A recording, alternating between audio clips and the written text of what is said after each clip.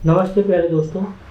आज फिर मैं अगला प्रोग्राम लेके आया हूँ आपके लिए, और जिसमें हम जिस आर्टिकल पे हम चल ही रहे थे उसी आर्टिकल पे मैं आपको बताना चाहूँगा। जैसे आर्टिकल 16 से शुरुआत होगी, जो पिछली बार मैंने आपको आर्टिकल 15 बताया था, उसके साथ ही अब आर्टिकल 16 से हम शुरुआत करेंगे आज की। 16वां आर्टिकल में पहला है, महिला व पुरुष हर किसी को किसी भी उम्र में बिना किसी जाति व धर्म के रुकावटों बिना शादी कर परिवार बनाने का अधिकार है, जिसमें विवाह के मामले में उन्हें बराबर का अधिकार प्राप्त है। दूसरा है, विवाह करने की इच्छा रखने वाले किसी भी स्त्री पुरुष को एक दूसरे की सहमति से विवाह करने की स्वतंत्रता प्राप्त है।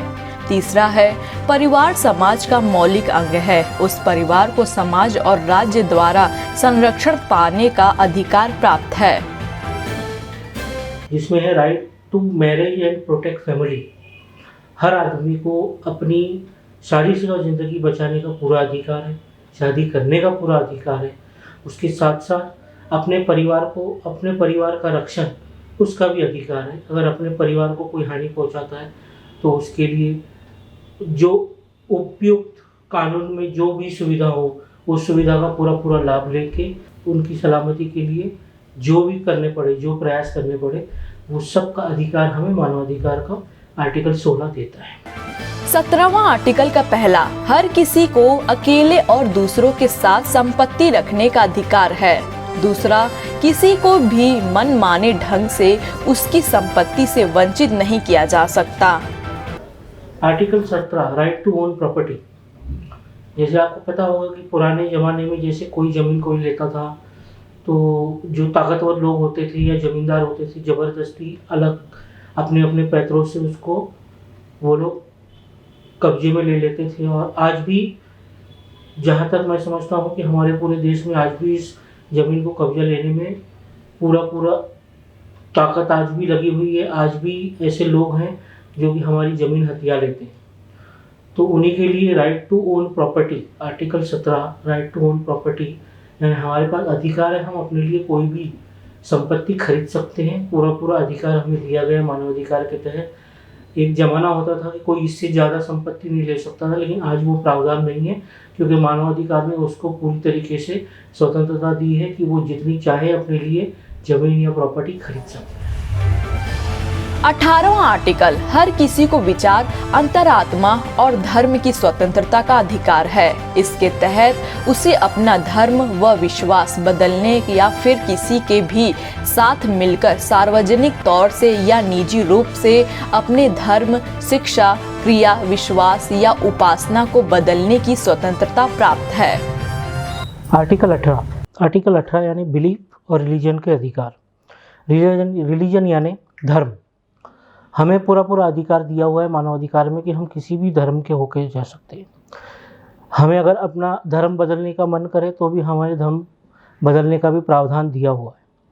और उसी तरीके से विश्वास, धर्म और विश्वास, ये दोनों चीज़ें साथ में होती हैं। आप देख सकते हैं हमारे देश में बहुत से ऐसे लोग हैं जो बड़े बड़े ऋषि मुनि हुए, उनके जो भक्त बने तो वो एक विश्वास के माध्यम से ही बने।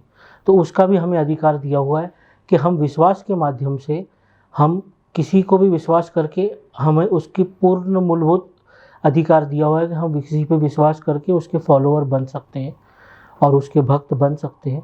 उसी तरीके से धर्म का भी ये प्रावधान है कि अगर हमें कोई दूसरे धर्म में हमारी श्रद्धा बैठती है तो हम अपना धर्म बदल सकते हैं, उसका भी अधिकार दिया है।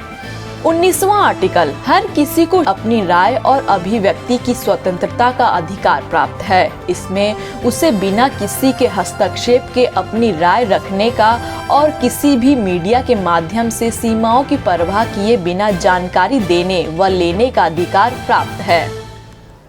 आर्टिकल 19 हमको कहता है कि freedom from opinion and information. हमारे पास पूरे अधिकार है कि सुझाव, हम किसी भी सभा में अपना सुझाव रखने का अधिकार रखते हैं। इसलिए हमें सुझाव रखने की पूरी स्वतंत्रता है, जिसे हम एक तरीके से कहते हैं फ्रीडम ऑफ स्पीच। वो एक तरीके का सुझाव ही होता है कि हम अपनी बात रखने का हमें अधिकार मिले। उसी के साथ साथ इन्फॉर्मेशन यानी जानकारी, सूचना। हमारे पास पूरा अधिकार है किसी भी सूचना को प्राप्त करने का। इसी के अंतर्गत जो हमारे देश में जो बिल स्थापित हुआ था, आप जानते हैं राइट टू इन्फॉर्मेशन एक्ट जिसे हम बोलते हैं, ये इसी मानवाधिकार के कानून के तहत, इसी मानवाधिकार के अधिकार के तहत हमें वो कानून मिला था। 20वां आर्टिकल में पहला, हर किसी को शांतिपूर्ण सभा करने का व समिति बनाने का स्वतंत्रता प्राप्त है। दूसरा, किसी भी व्यक्ति को किसी भी संस्था का सदस्य बनने का या न बनने का अधिकार प्राप्त है। Article 20, right to peaceful association और असेंबली। ये अधिकार हमको कहता है कि हमारे पास किसी भी एक संगठन स्थापित करने का पूरा अधिकार है, कि हम लोग 8 से 10 लोग, 4 लोग, 5 लोग मिलकर एक संगठन स्थापित कर सकते। ये अधिकार हमें उसका प्रावधान देता है। इसके साथ साथ असेंबली, हमें कल को कोई असेंबली स्थापित करनी है, कहीं पे कोई सभा है, कहीं पे कोई सभा का नियोजन करना है, चाहे वो फैमिली की सभा हो, शादी की सभा हो, या कोई अलग कार्य का सभा हो, या कोई धार्मिक सभा हो, तो ये उसका अधिकार देता है हमें। तो ये प्रावधान भी हमें मानवाधिकार के आर्टिकल 20 में दिए हुए हैं।